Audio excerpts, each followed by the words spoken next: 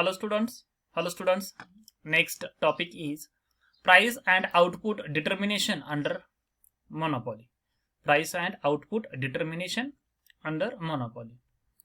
So if we see in monopoly price and output determination, then we can identify two type of equilibrium under monopoly. First one is short run equilibrium and second one is long run equilibrium. So why we considering here equilibrium, short run and long run? For price and output determination, required firms equilibrium or firm will be in equilibrium when they get their ideal price and output level. So we have to identify their equilibrium to find out price and output.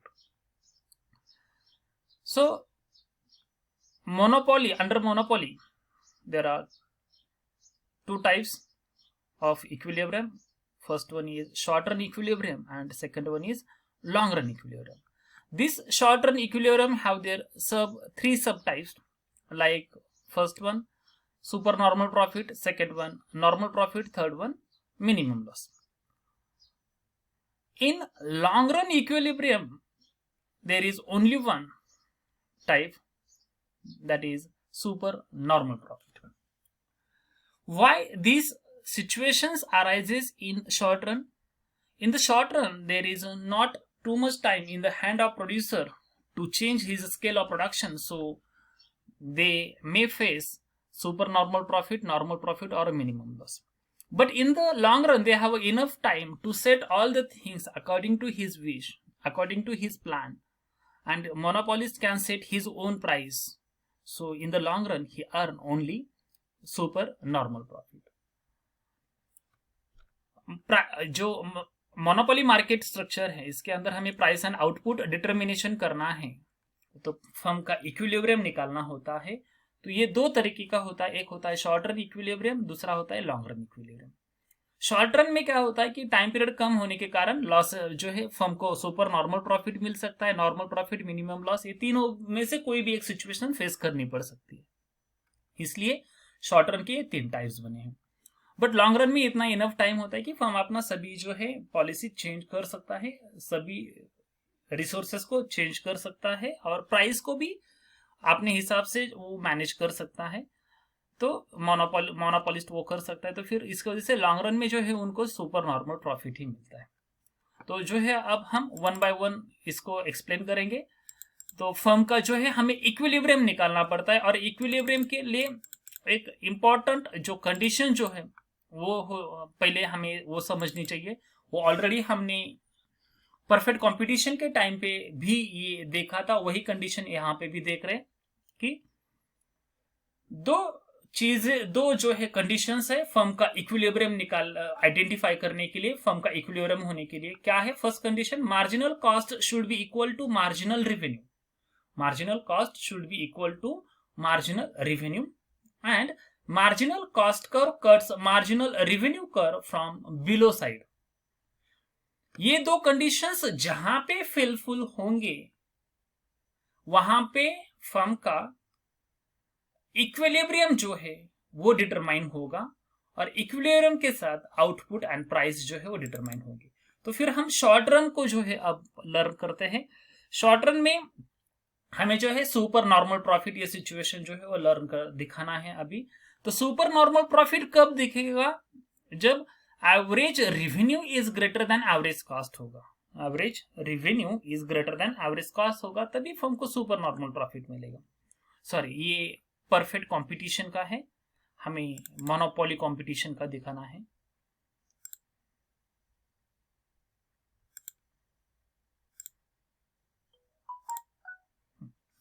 Monopoly competition में इस तरीके का diagram होता है. तो super normal profit कब मिलेगा? जब average revenue is greater than average cost होगा तब मिलेगा. तो अब हमें पहले फर्म का क्या करना है? इक्विलिब्रियम निकालना है. इक्विलिब्रियम के लिए जो दो कंडीशंस है अभी हमने देखे, marginal revenue should be equal to marginal cost, first condition, and then marginal cost curve cuts to marginal revenue curve from below side.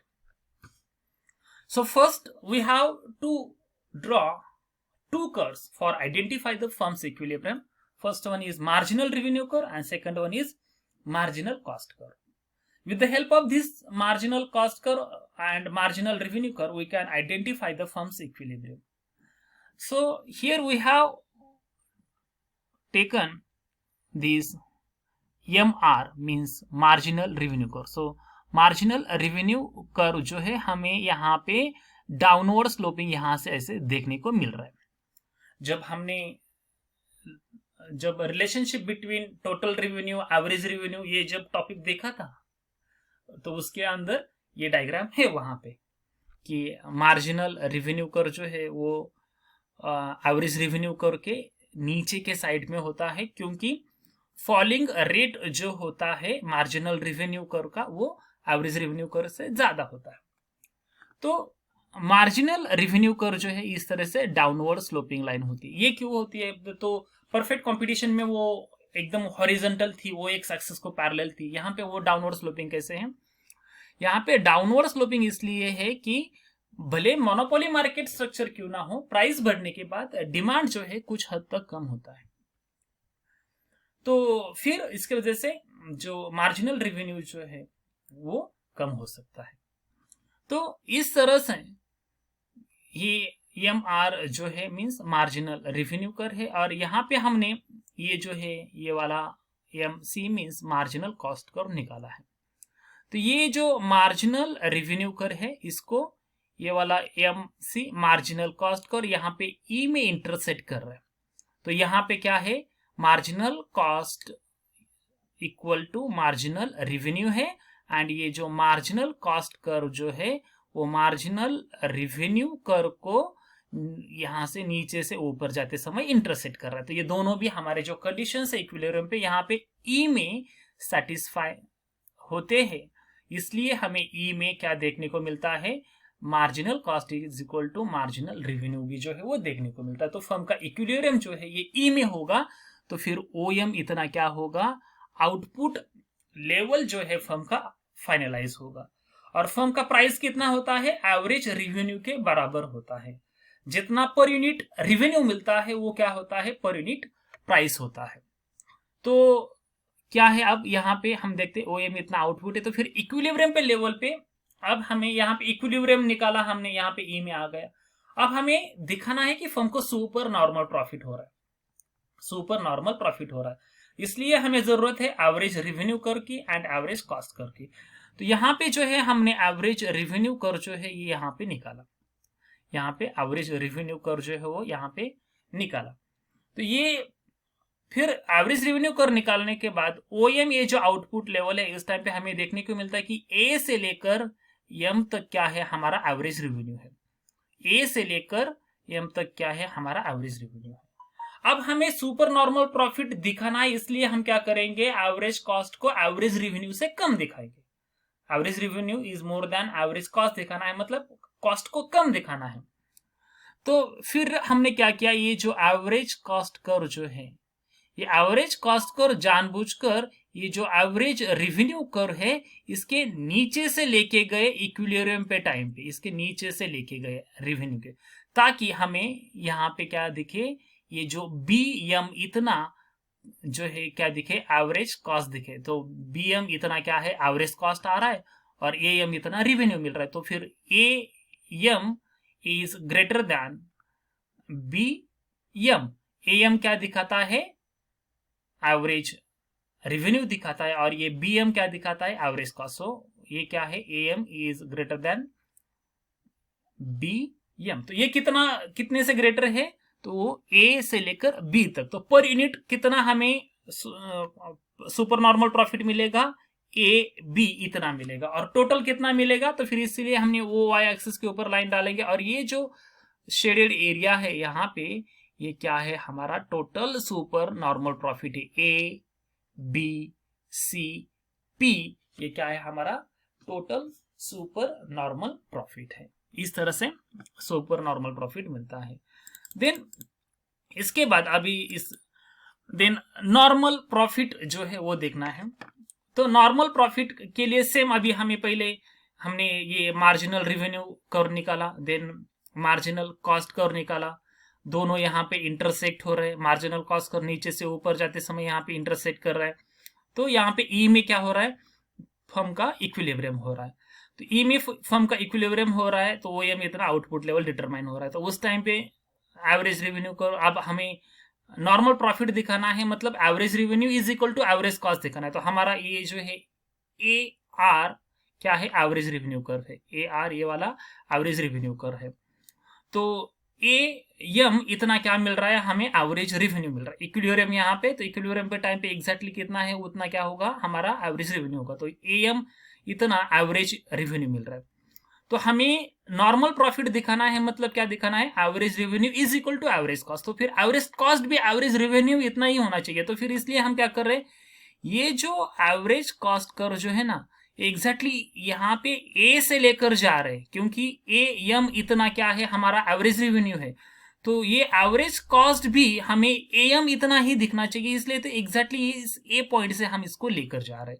तो फिर इससे क्या होगा, हमें एवरेज कॉस्ट भी ए एम ही इतना दिखेगा, एवरेज रेवेन्यू जो है वो ए एम है, और एवरेज कॉस्ट भी ए एम ही है। मतलब average revenue is equal to average cost है, मतलब हमको नॉर्मल प्रॉफिट जो है वो मिल रहा है। देन फर्म को लॉसेस भी हो सकते हैं, तो वो दिखाने के लिए सेम हमें सिर्फ ये जो एवरेज कॉस्ट कर्व जो होता है उसका मूवमेंट करना पड़ता है, बाकी सेम डायग्राम होता है। यहाँ पे हमने ये डॉटेड लाइन निकाली है मार्जिनल रेवेन्यू कर्व की, और यहाँ पे ये डॉटेड लाइन निकाली है मार्जिनल कॉस्ट कर्व की। ये दोनों इंटरसेक्ट हो रहे हैं यहाँ पे ई में, और ये मार्जिनल कॉस्ट कर्व जो है नीचे से ऊपर जाते समय इंटरसेक्ट कर रहा है ई में, इसलिए ई में क्या होगा, फर्म का इक्विलिब्रियम होगा, ओ एम इतना आउटपुट लेवल होगा। अब जो है हमें लॉस दिखाना है, मतलब क्या होगा, average revenue less than average cost दिखाना होगा। तो एवरेज रेवेन्यू जो है ये यहाँ पे थोड़ा सा गलत तरीके से इंटरसेप्ट हुआ है, आपको मैं थोड़ा सा चेंज करके बता देता हूँ। तो ये जो है यहाँ पे मार्जिनल रेवेन्यू है और ये एवरेज रेवेन्यू है। तो एवरेज रेवेन्यू कितना दिख रहा है हमें, ए एम इतना क्या है, एवरेज रेवेन्यू है। अब हमें रेवेन्यू से ज्यादा कॉस्ट दिखाएंगे तभी हमें लॉस को दिखा पाएंगे। तो इसलिए हमने क्या किया, एवरेज कॉस्ट कर्व जो है वो थोड़ा सा ऊपर से लेके गए हैं, एवरेज रेवेन्यू से ऊपर से लेके गए हैं, जिसकी वजह से क्या देखने को मिलता है, ये एन से लेकर एम तक कॉस्ट आ रहा है, एन से लेकर एम तक पर यूनिट कॉस्ट आ रहा है, बट रेवेन्यू जो है वो ए से लेकर एम तक ही मिल रहा है। मतलब इतना बड़ा कॉस्ट है और इतना सा क्या है, रेवेन्यू है। तो यहाँ पे जो है लॉस हो जाएगा, तो फिर वो पर यूनिट लॉस जो है वो कितना होगा, एन से लेकर ए तक होगा, एन ए इतना पर यूनिट लॉस होगा। तो टोटल लॉस कितना होगा, तो इसलिए हमने ओ वाई एक्सिस के ऊपर लाइन डाला। तो फिर ये जो अब यहाँ पे शेडेड नहीं किया है, N A P one P, ये जो एरिया यहाँ पे हमें देखने को मिलता है, ये जो स्क्वायर जो यहाँ पे ये जो बॉक्स हमें देखने को मिल रहा है, ये क्या है, टोटल मिनिमम लॉस है। तो इस तरह से शॉर्ट रन में फर्म को सुपर नॉर्मल प्रॉफिट मिल सकता है, नॉर्मल प्रॉफिट मिल सकता है, या फिर उसको मिनिमम लॉसेस भी फेस करने पड़ सकते हैं। तो इस तरह से लेवल ऑफ आउटपुट डिटरमाइंड होती है, फिर बाद में फर्म को प्राइस भी डिटरमाइंड होती है, वो एवरेज रेवेन्यू के बराबर होती है, और फिर जो है फर्म को लॉस होगा प्रॉफिट होगा, ये भी हम इससे समझ सकते हैं, इससे दिखा सकते हैं।